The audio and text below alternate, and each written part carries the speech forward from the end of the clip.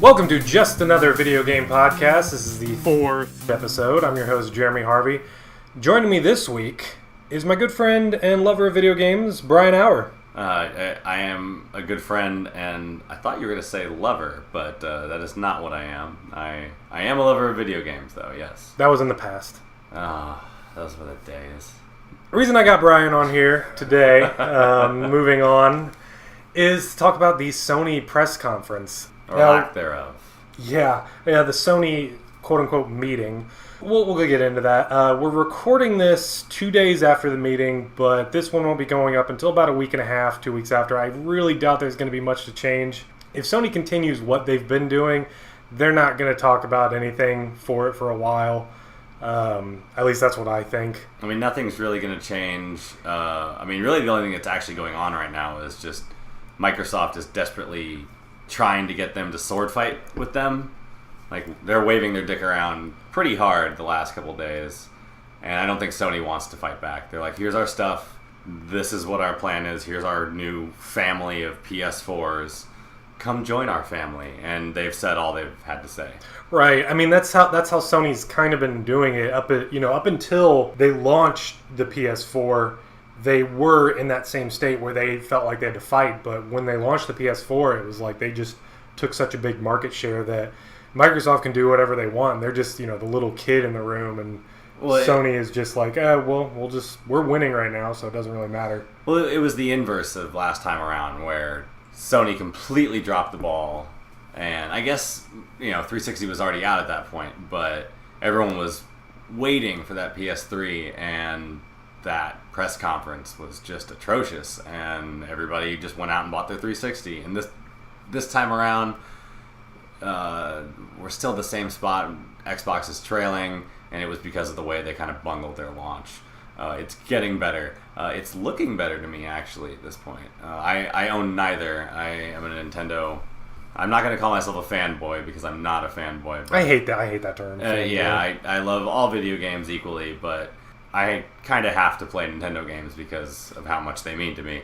Well, I think the important thing is you're not convinced yet. No, not really. You're not convinced to put in the money to do that, even though they're lowering the prices. And we'll get into that, but go ahead. Yeah, I every intention of buying a PS4 at the beginning of this year, and just with the way finances and my life goes, things that were more important came up, and I did not get around to it. Now I'm kind of doubling back on my thoughts of getting a PS4 because it doesn't really excite me. I don't know if I should hold out till next year because of certain NX related things. Also today, there will be no mods in PS4 for Fallout and Skyrim. Yeah. Two games I desperately want to play. I have Fallout 4 on PS4. My wife got Fallout 4 for Xbox. There was no way that we were going to share that game when it came out. Right. She has the mods at her disposal, doesn't use them. I was waiting for the mods. Apparently, I'm not going to get them now, which, I don't know. It really sucks. It sucks because the way that it was phrased really looks bad for Sony, where Sony will not allow mods. Yeah. And I think it was more they just didn't want to give up that much of control. I'm fairly certain it's a security issue. Yes. I think it's something that Bethesda was requiring certain things to be allowed, and Sony's infrastructure for security, they've had to build up this huge wall, and they don't have any doors that are easily accessible for developers. Well, because there was that summer of no PSN where they were just getting hacked constantly, and that's still a very tender subject to them, and not many people think about that anymore, but that was totally a huge deal. And Sony completely dropped the ball, and I'm sure they have no intention of ever doing that again. I mean, I'll admit they did a good job making everybody forget about it, because I completely forgot about it until I got an email saying, here's your free games because we fucked up. They're still doing stuff like that? Well, no. The most recent thing I got was with the Vita because of the false advertising, so I got a free game out of that one. Okay. But I'm sure they would just be giving free Vita games away anyway. But, they don't even really care about Vita anymore. No. At least in America. We can talk about the PlayStation meeting real quick because there wasn't really much to it. This was the least interesting reveal of a console that I've ever seen. I get really hyped up. I take E3 off of work as a vacation for myself. I do the same. And this was bad. Well, it was never really meant to be anything more than here's our new thing, and the auditorium was very small. Like, but why did they have to fly people out to begin with? This is something that they. Who did they really fly out? I mean, It seemed like it was kind of a blogger environment, and it wasn't. It Really was. a It was. press You were right about environment. that. It wasn't. This isn't PSX, which is coming. They will, announce new games there. That's for the fans. It was for bloggers. It was for news media, but this is something that they could have put a video out for. This is something that, Nintendo, when they unveil, this is their new PlayStation, like the new 3DS. This is the future of their brand. Right. But what I'm saying is that it was like Nintendo when they announced the new 3DS. They just put it out in a video. They didn't fly people out. I think they just had a plan and they were sticking to it. And the Slim leaked, and they just kind of turned around and went, no, like, just wait for the 7th. Are you going to talk? Everyone was like, are you going to talk about this? Hey, they have one. Here's pictures. Eurogamer went and saw it, and they're like, just wait for the 7th. We're going to do this. And they were hell-bent on showing everyone this thing in a live event, making it a big deal. I think we didn't know that it was going to launch this year. People kind of speculated that the Pro was going to actually come out this year. Right. So I don't know if they just really thought that was a big enough deal to have a live event. The two big things for me in that whole event were the price and the release date. Yeah. Everything else, I didn't care what the system looked like, other than how wide it was, if it'll fit in the little nook that I have in my entertainment center. That was actually an important thing for me. A very specific issue. My current PS4 fits very snugly where it is. I wouldn't have, if it was as wide as the Xbox, I wouldn't have a place to put it. Okay. So that's a big problem for me. I didn't really get a sense of how much bigger it was than the PS4. It is 20 millimeters wider. Okay. And that works for me. Okay. In case anyone was worried. So they spent the majority of the PlayStation meeting talking about two things: 4K and HDR. And they were talking about these things on a streaming video where most people would not be able to see 4K or HDR. I watched it on a YouTube channel running through my Roku on my HD TV. Right. I tried so hard to bring up the video afterwards on my computer and try to run it in 4K. Typically my computer can handle it, but the buffering of the streaming wasn't able to keep up, so it looked nice, but it wasn't stable in the frame rate. Yeah, that's the problem with calling things HD or 4K is that yes, the resolution may be such, but you're not getting the bit rate that is required, I guess, to actually make a difference, or actually, sorry, I don't actually know what I'm talking about. But I know that this is an issue because this is what happens every time someone says, oh, hey, we have a 1080p video on YouTube. Well, I mean, kind of you do, but you don't actually. Right. I have a 4K TV, and I don't know how to watch those demo videos that they showed in 4K. Mm-hmm. They said there's a way to do it. I forget how to go about doing that because that wasn't what I was concerned about as someone who does not have a 4K TV. I'm sure that there is a way. Maybe it's easy, but I don't know how to do it offhand. Mm-hmm. It's something that I would have to research, and that's a problem. Yes, it is. One of the other things is with the HDR stuff, and as they were showing when they were trying to show you the difference in things, they did show one little video where you saw an HDR screen through your screen, and they were like, this is what it looks like without HDR, this is what it looks like with HDR. And I was like, okay, that's a good way to show this off. The HDR actually translated very well over that stream. What's the zombie game? Days Gone. Days Gone. I did not see any transition, Exactly. any noticeable transition whatsoever when they're like, and like they didn't telegraph, here's the change. Just I waited for about 10 seconds and then kind of turned to my fiance and went, I didn't really see anything. My eyes were focused. Yes, I was like, come on, show me. I want to see what this, because this is a big deal. We have no idea what this is going to do for the future of console generations. We don't know if this is just going to be a giant, like, just shot in the foot.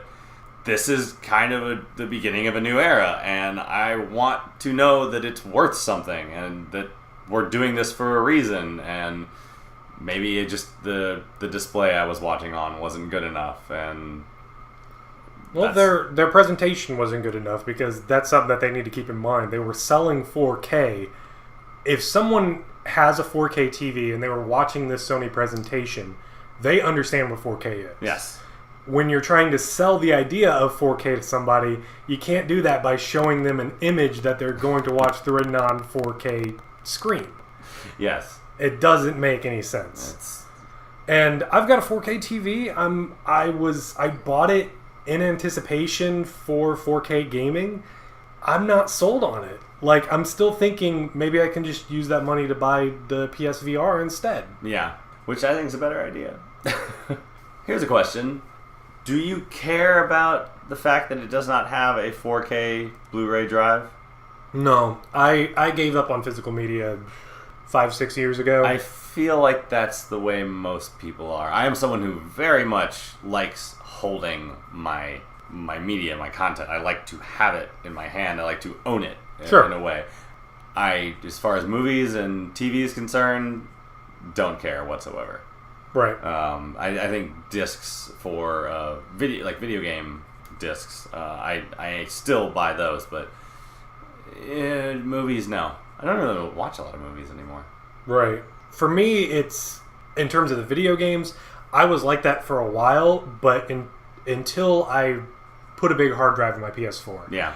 And then I just started loading it with games. Mm-hmm. And the feeling of just being able to turn the system on and at the push of the button have access to all of these games is so much better than having to get up, do it. And, God, I sound so fucking lazy. But it's a gratifying feeling to be able to sit down and bring up your screen and say, these are all the things that I have. Yeah. I like the high definition thumbnail as opposed to the spine of the game box. Yeah. Sort of thing. And storing them somewhere. We are sitting in my game room right now with all of my old Nintendo crap just in bins and on the wall, and storing stuff. There's a thing to be said for having it all in one place on a hard drive. I just don't think it's as big a deal as everyone's making it out to be. Like you were saying before, Microsoft is jumping on this by saying, actually, we can play 4K Blu-rays on our Xbox S.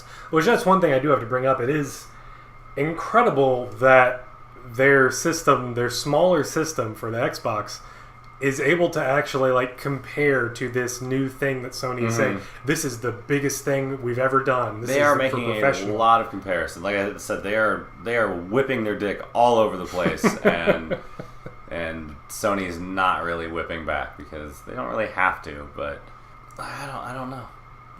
So you're not sold on it? Kind of, because I really want to play Fallout. All of the things I heard about Fallout were that it was just had so many problems and slowdown and bugginess, and these new systems were the things I was like, all right, cool. Now they will make patches, they will fix it, it will be great. And there's no mods, and now I'm like, I don't know what to do with myself anymore. Well, I can tell you, as someone that's put in over 300 hours into it now, over 2 saves. You. It works. It does work. It's not... Should I just suck it up and just get a 1S or something? Yeah. Well, I could go into this whole thing about... Yeah, we don't need to make the Fallout podcast, but yeah. Right. Well, in terms of Xbox versus PlayStation, personally, I still think has the better exclusives. Mm-hmm. It's true, it does. In the future, going on with the new Scorpio... From what Microsoft has said, it's going to be more powerful than PlayStation. Yeah, it will. But then we still go back to the whole thing of does that even matter? Yeah. Because they've said that with the Scorpio, that if you don't have a 4K TV, you're not going to see benefits from this. At least Sony, in their meeting about the PS4 Pro, said if you don't have a 4K, there are benefits to using this. Yeah, and they're desperately they were at some point pleading to developers, saying like, please help us out, do your part and make your game work for both. Well, they've told them that from here on out. The rumor was they told them from here on out that they have to make it so that it works on both. They do, but I don't remember his exact words, but at some point it was like this silent little, we really want this to work. Right. And we're really hoping that our partners and developers will work on it. That's another thing. There was a lot of just really grandiose language. And I know it's all PR BS, but like... And they didn't sound too confident. No. There wasn't a lot of confidence behind it. No, there wasn't a lot of confidence behind it. And it felt like someone who grabbed a thesaurus and replaced a lot of the words in their already written out speech to sound better. And it was all vague and like these nebulous phrases. I wrote one of them down because it just struck me so weird, where they were like, their vision for PlayStation is to stimulate and fuel future evolution, and like that is such PR bullshit. Yes, I'm sorry. That's such a bullshit thing to say, because what do you actually mean by that? We really want to make money, and we want to attract the type of artists that will help us make money. You need the games to sell the systems. Right. To sell the games, to sell the systems. And you are cultivating an environment, you are cultivating a brand and an image, and that you want people to identify with. And Sony's done a great job up till this point. Yes, with the PS4? Yeah. Yes, they have done an excellent job. The only reason why they are so far ahead is because everyone freaked out at the Xbox One. They just benefited from that. I still think the Xbox division of Microsoft, I still feel like, has a better sense of how to treat their consumers, to how to treat their players. I feel like Xbox Live is still as good as it was in the 360 days. I'm having, it's rough talking about this, because this isn't really like big news as much as we thought it was going to be. It's nice to have it all out there. It's nice to know what's going to, what the PlayStation Neo, now PlayStation Pro is. Honestly, price points, but I kind of disagree. I think this is big news, but nobody's excited about it. They did a bad job in selling it. So the talk of it right now is, what the hell is Sony thinking? More so than it should be that this is changing. This is a big change for what we are used to in terms of we've had revisions in the past, but they've almost always just been make a system smaller. Typically, they take out features. They look at, and you have companies that look back on these and they say, well, this wasn't used very often. We can take that out, sell it at a cheaper price. Yeah, backwards compatibility. If it's there, it goes away. But everybody learned from the Tower of Power Sega debacle, and they haven't really been issuing more powerful versions of essentially the same hardware for 20 years. And now we're getting back into that, and it's a weird place to be. Do you think that they did a disservice to themselves by releasing it this year, instead of waiting, making it more powerful, and actually going toe-to-toe with Microsoft at the same time? I mean, yes, I think that they could have benefited greatly releasing it, September next year or so, this time next year. While, I don't know, the Scorpio, I don't think they said a date. No, they haven't set a date, but everyone's pretty sure it's going to be, November. Holiday next year. Yeah, October, November time. But my point with that was, it was still a good idea to get out ahead of the Scorpio, but not this far ahead. No, I don't think...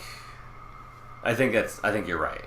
No one knows what to do with this yet. Like, and not only that, like, we're people who pay attention to this stuff, and we're not quite sure what to make of it.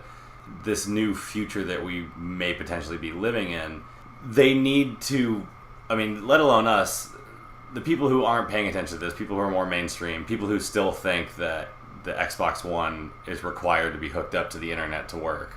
You need to give them more time. You need to actually spend a year convincing them, like, hey, this is coming, this is going to be the thing, we're both going to do this, and here's why you should care, and here's why you should be getting ready for it. And instead, like, when they actually revealed it, the date and the price, what's his name? Andrew House. Andrew House, yes. He said it with this way that he was expecting a reaction, and I think the auditorium collectively shit its pants because they weren't expecting that. I don't know. Do you think? Honestly, I think that they could have saved this to PSX, which is in December. Mm-hmm. So waiting a few months. Yeah. I think that they could have just said something like, "We will be talking about the future of PlayStation hardware at PSX at this Put the time." Slim out there. Yeah, they could have released a Slim. They say, we have this, and in the future, do it pretty much the same way that Microsoft did it. Mm-hmm. Say, here's our Slim version of this. This is... Microsoft didn't say this will be the new one. Microsoft still pitched it as, we have 3 systems. Yes. But Sony could have pitched it... No, they didn't stay away from that. They said it's about the same thing. 3 different SKUs. Well, no, this new Slim will be replacing the PlayStation 4. Oh, okay, completely. This okay. is the PlayStation 4. Okay, that's Sony's way of doing things, I guess, yeah. Right. But if they had done it where they just said, okay, this is the new Slim sort of thing, and that's something that you easily could have put out to, press release to all different websites, put a video out, a bunch of screenshots, give them each a system that they could take pictures of. I mean, they're out there. They were out there weeks before this. It's interesting because I follow Laura Dale, who was the one that did the video review of it and all this stuff. And she had been talking about it days before she planned on doing that, and she never wanted to say that she officially had it. She kept saying, well, I may have it, but it doesn't exist. So she was so afraid to say all these things because she didn't know if it was illegal for her to have this. Yeah. She bought it by what she assumed were legal means. I completely assumed that she bought it in a legal manner.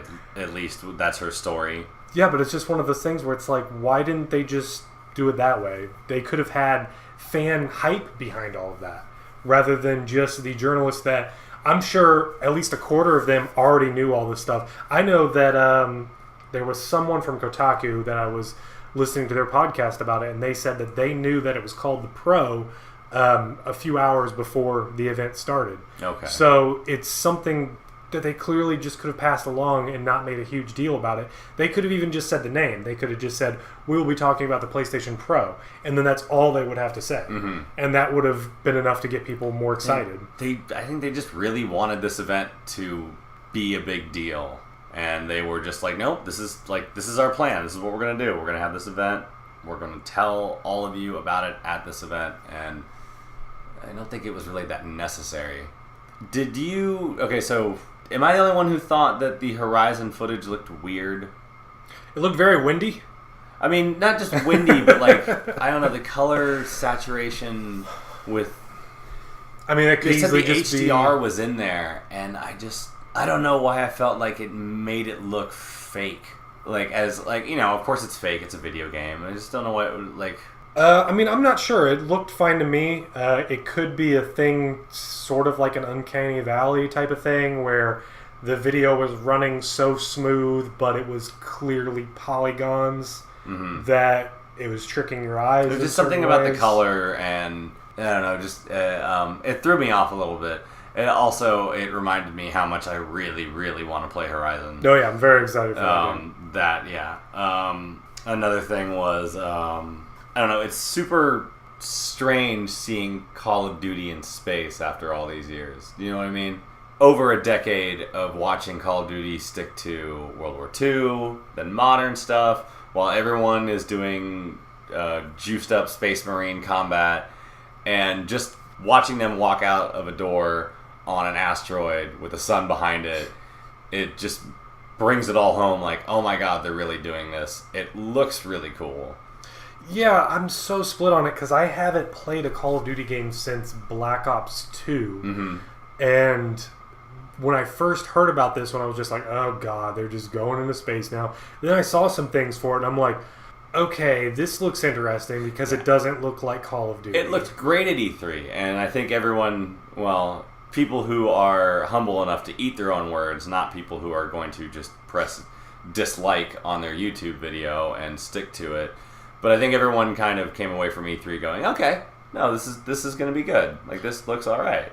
Well, what has me excited more than anything else is that we are getting a Battlefield game along with a Call of Duty game that are completely different from each other. Yes. As opposed to when Battlefield 3 came out. Mm-hmm. I think it was the same time that we had Advanced Warfare, or not Advanced Warfare. It was Modern Warfare 3, I think. And they were just so similar to each other. Gameplay-wise, when you really got into it, multiplayer, they're completely different, but they look so similar. And they came out around the same time. One of them was, Battlefield 3, when it released, was totally broken. But as they always are. Right. But and it's... kids, just so you know, Battlefield 1 will be the same way. Yeah, I'm interested in Battlefield 1. It'll I'm be a not great touching game. it until, I don't know, maybe a month after. Mm-hmm. It'll be a great game, and it will be broken. It's just the way it is. I'm surprised that Battlefront wasn't broken, but... Well, okay, Battlefront is kind of broken, isn't it? I don't know. I played it. Yeah, they really limited the amount of things that you can do on there. There is no single-player campaign, and that was what was fun about the Xbox ones. So, everyone's already bitched about that ad nauseum, I know, but I haven't bitched about it on an audio podcast, so... Yeah, there we go. I get to bitch about it. The Activision suit who came out and said that we are pleased to announce that Call of Duty Infinite Warfare will be compatible with the PlayStation 4 Pro, day and date, on day one, and I sat there and all I heard was, oh shit, he just spoiled the reveal that it will be out this year. Yeah, I kept getting that throughout the whole thing where it's like, the way they kept talking about these games. First off, why are they talking about Shadows of Mordor? Like, do you seriously not have another game to talk about? Then just be like, and here's Shadow. I'm like, wait, this isn't the sequel. This is the one from a year and a half ago? Like, look how good games from a year and a half ago will look on this. And every time they kept talking about these games, and I'm like, okay, they're not talking about future games. They're not talking about games that are coming out next year. Mm-hmm. This is coming out this year. Yeah. And they did a really bad job at that, too. Yes.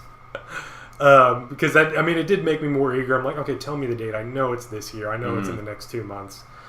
But yeah, that was so bad the way that they scheduled I didn't like his vibe anyway. I can't remember. I don't know who that is. I don't think I've seen him before. PR and ad people, you take them with a grain of salt.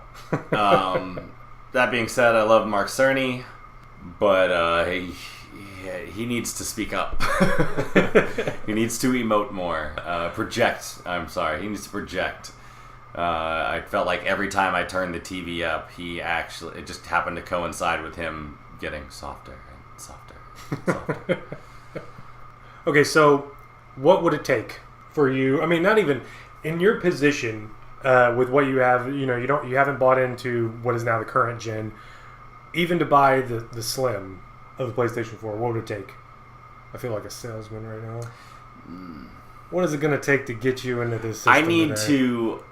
I need to wait till next week and get everything out on the table. I need to know what the NX is. We already kind of know what the NX is, but I need to know what the NX is. We know what the NX is, but we don't know what the NX is. And Sony should take a lesson from Nintendo.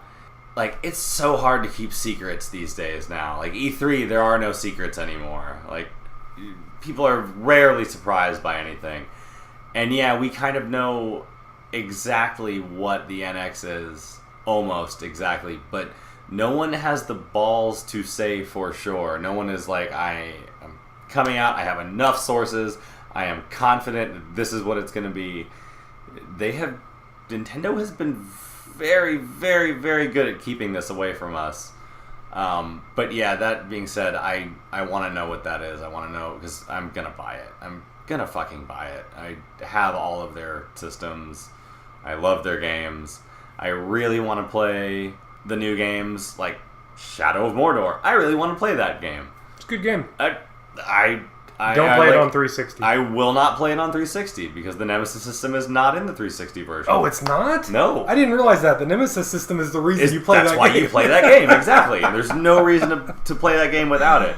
But as someone who wants to play new games, the way I played Fallout 3 and New Vegas and like Arkham Asylum and Red Dead was I borrowed a friend's 360 a few times while they were out of town so that I could play those games and just lock myself in a room for a weekend and did nothing but play those games. I just bought a 360 for the first time earlier this year because it's retro now. It is it retro fits in now. With everything else. Yeah, I'm an old bastard and I like my Nintendo games and I have lots of them in this room and I like playing old games. I like playing new games too, and I would really like to play with friends, and that's not a thing I ever really get to do. I want to buy one of these new systems really bad. I just haven't gotten around to it. Well, that's something, you reminded me of something that I've been hearing a lot of people talk about, and relating to this PS4 Pro reveal. What does that little bit of hardware do, that little boost that they have in there do, when you still have games from the Super Nintendo era that, graphics aside, did more and were better than what we have now still, even though we have shinier visuals. A lot of people talk about how amazing Chrono Trigger was, and it was. There were so many things in there, the way that they handled time travel, and it's like you would do something somewhere and it would affect something later. We still have games now that don't do anything close to that. That it's just like, why can't you implement these kind of things? We have all this technology, yet they're focusing on, we need these visuals to look so great, but we still can't have a stable frame rate to go along with it. That's the thing that really bothered me with the PS4 Pro, is that they didn't say, okay, well, Bloodborne's going to run at 60 frames. If they said that, I would just, that's all I wanted. I want to see more stable games, specifically Bloodborne. I'll play through Bloodborne all over again. That's a very important game to have your frame rate locked on, to know exactly when you need to. And it's pretty good about it, but when there are slowdowns, it's noticeable. And that is for almost all games, especially as we get to these points where we have photorealistic visuals. When you have stutters, it ruins everything. And yeah, it's just like, what is this going to do? And they kind of talked about it in whereas VR, it's very important to have a locked frame rate, and there are some of us who have iron stomachs, and then there are others of us who no, like that little bit of disconnect will drive someone to take that thing off and probably not play it again.